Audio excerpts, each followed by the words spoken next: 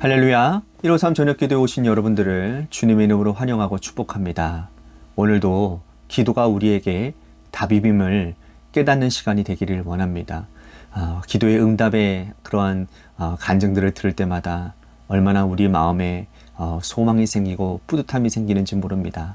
그래서 더 기도하게 되는 것 같습니다. 하나님의 은혜를 더 간구하고 하나님의 은혜를 더 기다리는 그러한 믿음이 생겨나는 것 같습니다. 오늘 이 저녁 시간이 그러한 은혜가 충만한 시간이 되기를 간절히 소망하겠습니다. 먼저 하나님의 말씀 보도록 하겠습니다. 마가복음 2장 1절에서 5절 말씀까지 보도록 하겠습니다.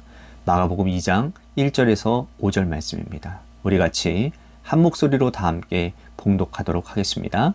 시작. 수일 후에 예수께서 다시 가버나움에 들어가시니 집에 계시다라는 소문이 들린지라.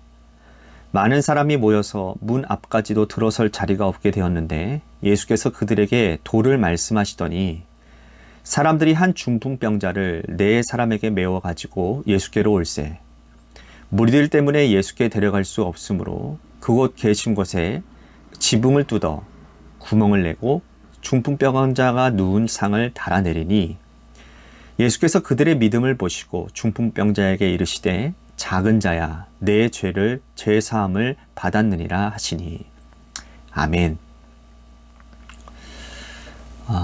사랑이라는 단어를 여러분들이 사전을 찾아보시면 문법적으로는 명사이고 동시에 추상명사라고 되어 있어요.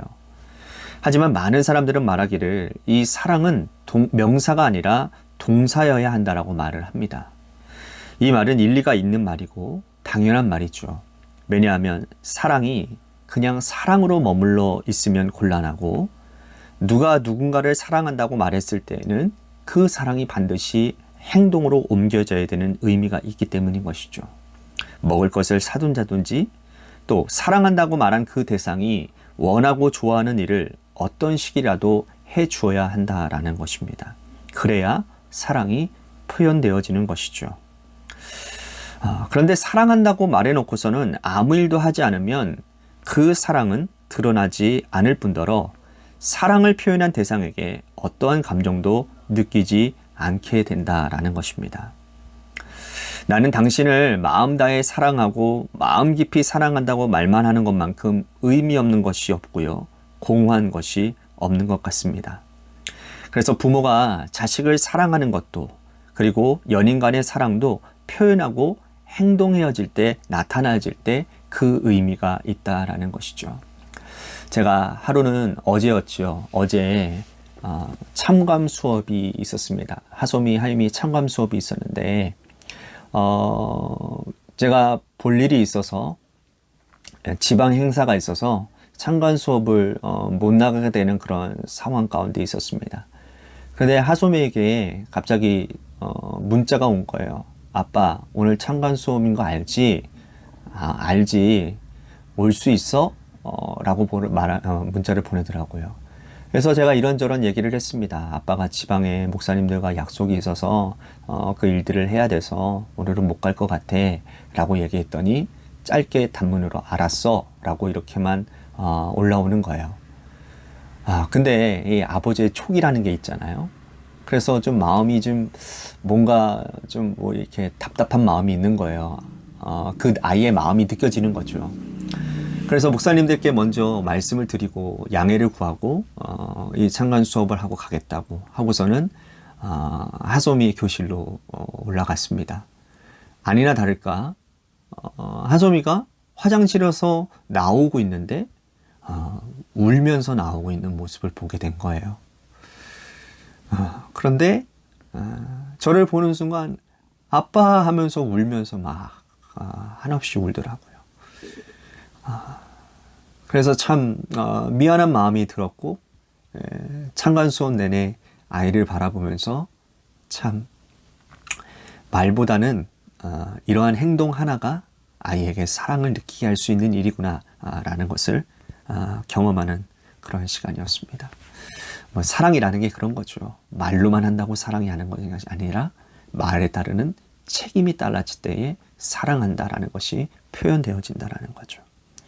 믿음도 마찬가지입니다. 믿음도 사전적으로 추상명사입니다. 하지만 믿음이 행위로 드러나지 않으면 그 믿음은 전혀 의미 없는 죽은 믿음이라는 것이죠. 예수님께서도 너의 믿음을 우리들에게 보여주라 라고 말씀하지 않습니까?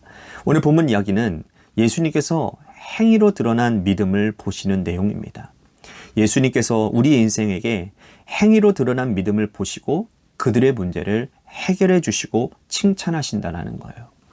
오늘 우리가 나는 주님을 믿습니다 라는 백날 말로만 고백하는 것보다 그 믿음 가운데 행함을 보일 때에 그 믿음에 의미가 있다는 사실을 오늘 말씀에서 우리들에게 깨닫게 해주는 것 아닐까요?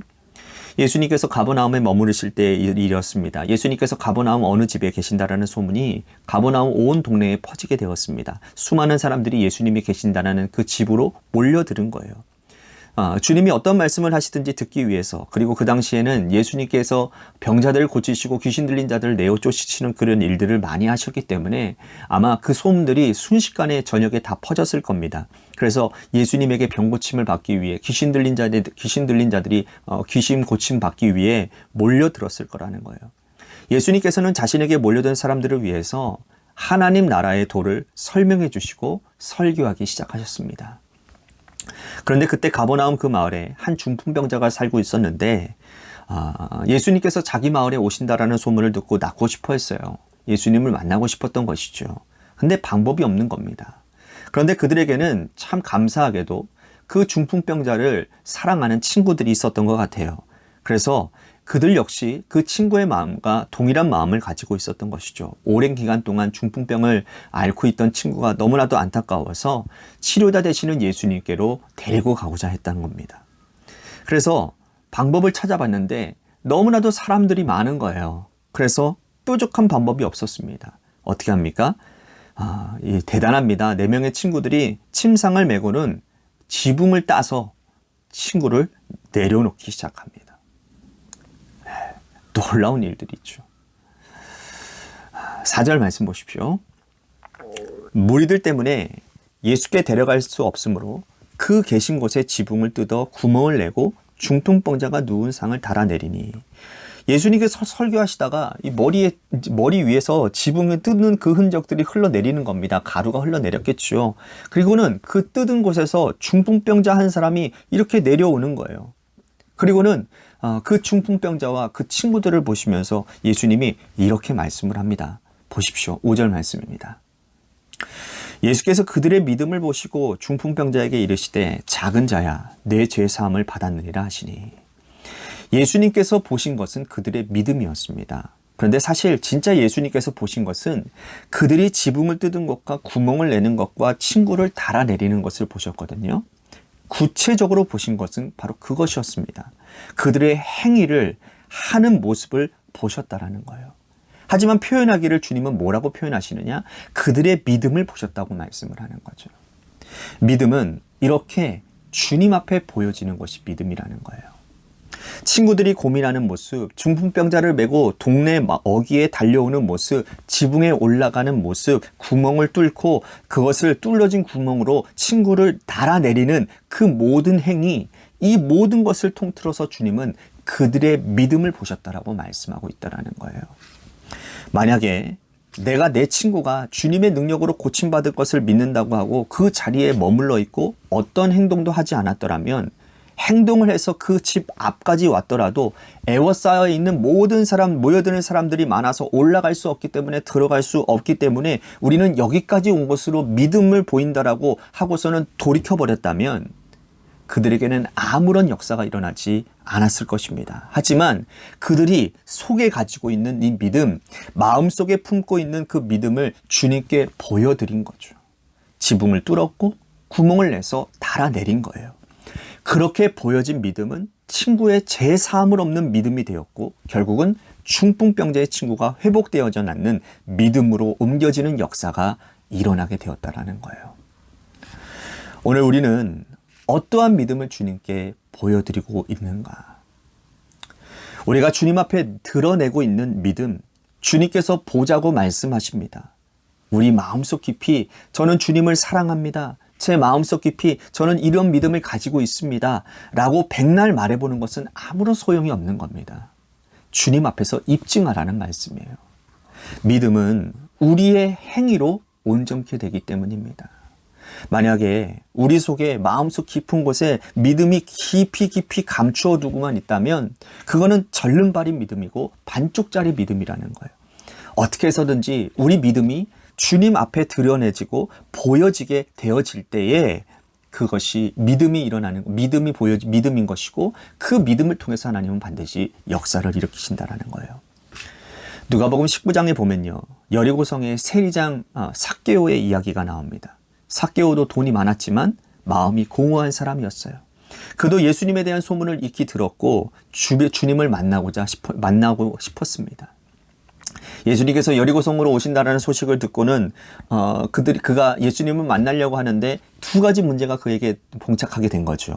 하나는 사람들이 많이 둘러싸여져 있는 그 군중 가운데서 삭개오는 키가 너무나도 작은 거예요. 그래서 예수님을 볼 수 없는 한계에 다다르게 된 것이죠.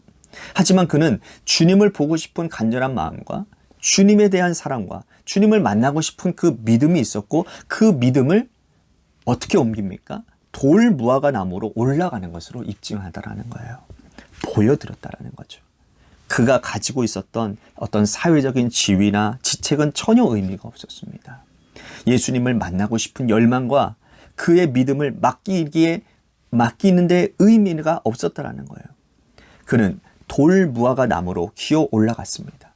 그리고 예수님을 기다렸어요. 주님의 눈과 삭개의 눈이 마주치게 되죠. 그의 믿음이 행위를 통해서 입증되어지고 드러났다라는 거예요. 그래서 예수님은 십자가를 향하여 옮겨가는 그 바쁜 발걸음 가운데서도 삭개오야 내려오라. 내가 오늘 너희 집에 하룻밤 유하해야 되겠다. 그리고는 그의 죄를 용서해 주시고 그의 신앙 고백을 받아주시게 되죠. 오늘 우리도 내가 어떠한 행위를 하든지 간에 내 속에 있는 믿음이 밖으로 드러나는 인생이 될 수 있게 되기를 바라겠습니다.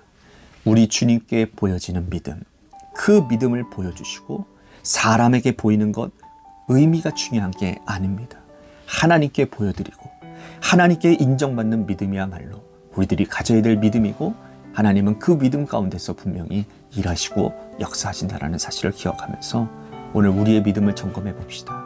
하나님께 보여드리는 믿음을 위해서 우리들이 행함을 하고 있는지 아니면 믿음만 가지고 행함으로 옮기고 있다고 하면서 내가 믿음이 있다고 하나님 사랑하고 있다고 입술로만 고백하고 있지는 아니한지 오늘 저와 여러분들의 믿음을 점검해보는 귀한 시간이 되었으면 좋겠습니다. 또 한 가지 우리 교회를 위해서 기도합시다. 하나님께서 세워주신 그 교회가 오늘 말씀의 기초에서 말만 하는 교회가 아니라 그 말과 우리들이 믿는 믿음의 신앙을 밖으로 드러낼 수 있는 그러한 행함이 있는 교회가 되도록 인도해 주시옵소서. 입술만 주장하는 교회가 아니라 정말 말씀만 늘어놓는 교회가 아니라 그 말씀대로 실천하고 하나님 그런 헌신들이 드러나는 교회가 되도록 인도해 주시옵소서라고 우리 교회를 위해서 기도하며 나아갑시다. 또 한 가지 육신의 질병으로 고통당하는 성도님들이 있습니다. 주님께서 그들을 붙들어 주시고 치료해 주시는 은혜가 있도록 여러분들 그분들을 위해서 기도해 주시고요. 우리 고3 수험생인 이도현 학생과 한유진 학생을 위해서 또 공무원 시험을 준비하고 있는 이 예림 청년을 위해서 이 시간 기도하도록 합니다. 마지막으로 여러분들의 삶의 자리와 여러분들의 자녀들을 위해서 기도하시다가 이 시간 돌아가시기를 바라겠습니다. 노래 끝날 때까지 함께 기도하며 나아가도록 하겠습니다. 기도하시겠습니다.